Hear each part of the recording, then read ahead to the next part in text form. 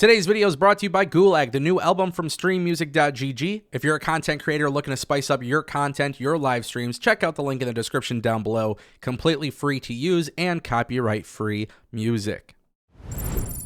Hey, what's going on, everybody? It's your boy Aew. As always, we have a lot of stuff to discuss. Timestamps will be in the description down below. I want to kick things off with WWE, and then we're going to head into AEW, obviously, because we are hours away from Full Gear. First things first, WWE SummerSlam. According to Fightful Select, it appears that Detroit is the front runner for WWE SummerSlam, and if you follow this channel, and if you follow me, then you know I am extremely excited about this, and obviously the reason for that is because I am from the 313. Now, WWE coming to SummerSlam, or bringing SummerSlam to Detroit, I should say, is obviously a big deal. It's the first time in over 30 years. There is a lot of excitement around the WWE product, and honestly, I could just say with WWE's overall success in Detroit, and then of course AEW, who had their first show at Little Caesars Arena, wrestling is booming in the Detroit area, and I would say Michigan is a very good market overall for the WWE and even AEW. The idea that WWE could be bringing one of the top 4 stadium shows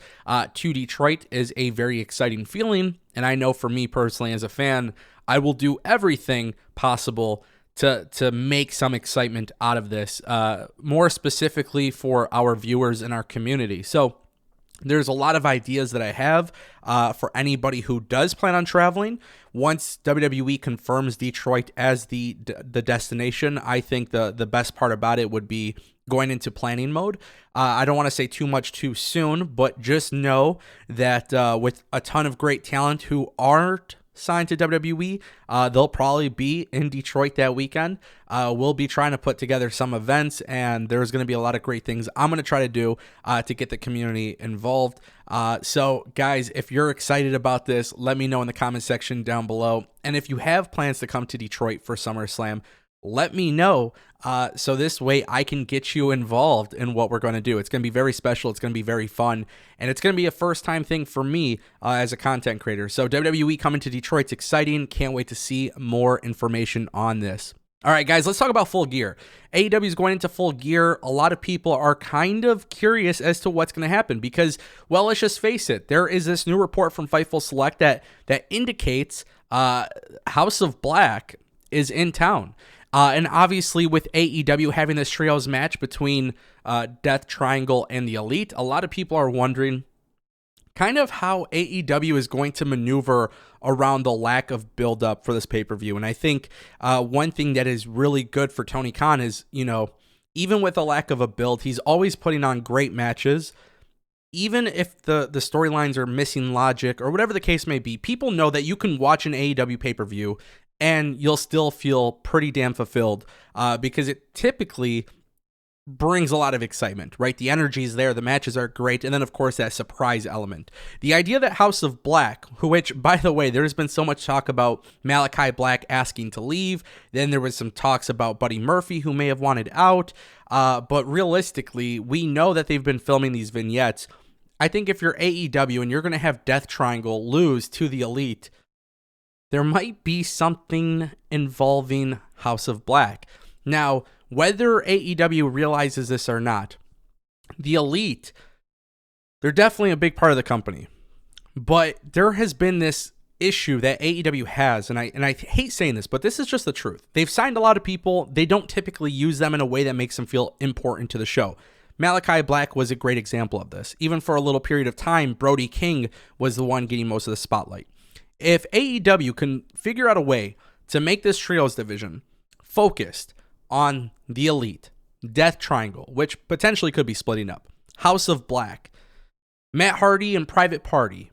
I mean, guys, there's so many different teams, right? There's a ton of people out there. But if they can figure out a way to have a distinguished and very clear-cut focus on some of the people that aren't being used, AEW will succeed. But if you bring back House of Black tonight at Full Gear and you don't do anything with them afterwards, if it doesn't lead to anything special, people will give up. People will give up.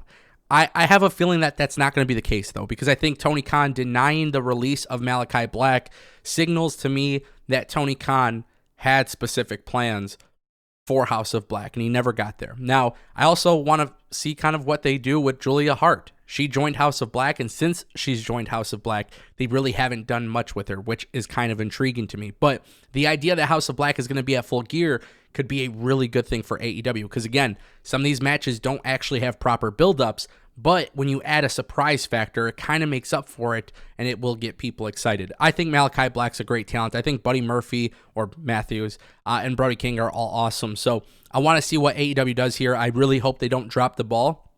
But of course, going into Full Gear, this is going to be a very, very, very telling point going forward, because it's going to tell you everything you need to know whether or not Tony Khan takes these people serious. And even with that, you still got to watch the following weeks to see if they're going to continue pushing them. But I am excited about House of Black being reinserted into the AEW television program. Hopefully we see them more consistently. And then for our last topic of today's video, we got to talk about the new AEW signing, which is Konosuke Takeshita. You guys, I never get this name right. But nonetheless, Tony Khan has revealed on social media that he has officially signed with the company, and now he is All Elite, which I think is a really good idea. Obviously, there's been a lot of talk about WWE possibly being interested in him. But for me personally, as a fan of Konosuke, I think he needs to be pushed, man. I don't want to see this guy not being pushed. And I understand that Tony Khan has Ring of Honor, and I understand he has AEW, but this is a guy who potentially could have gone to WWE, showed WWE why they missed out on him, right? Show WWE exactly why he made the right decision to join AEW. Give him an opportunity to win the TNT Championship, Give him an opportunity to win the All-Atlantic Championship. These mid-card belts need to be a big focus for AEW, like it was in the beginning of the company. And I feel like that's kind of where they've dropped the ball. Wardlow is a great wrestler and he's a great star for AEW, but he's not actively defending it all the time. The matchups don't really have proper builds. Let's start building some programs and make Konosuke feel like an important part of the show. WWE will always regret not being able to secure him.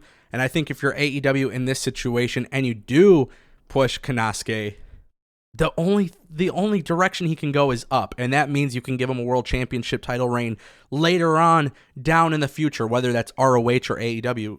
I'm just saying, there's possibilities there. I want to see that happen. I have a very strong feeling he's going to probably be used for the ROH brand, but nonetheless, Tony Khan has brought him in. I also kind of am curious as to see how they do the split between him and AEW, Dynamite or Rampage. Is there going to be one show that he's primarily being used on? And then also, of course, because of Japan and DDT, there is a little bit of a relationship there. Where do they kind of go about that? Because if he's living in America, then it's a completely different story. If he's going to be in America, let's just say every 3-4 months, and then he switches back and forth, that could be really interesting, but that could kind of get in the way of a push. So let me know what you guys think in the comment section down below, and I'll see you next time.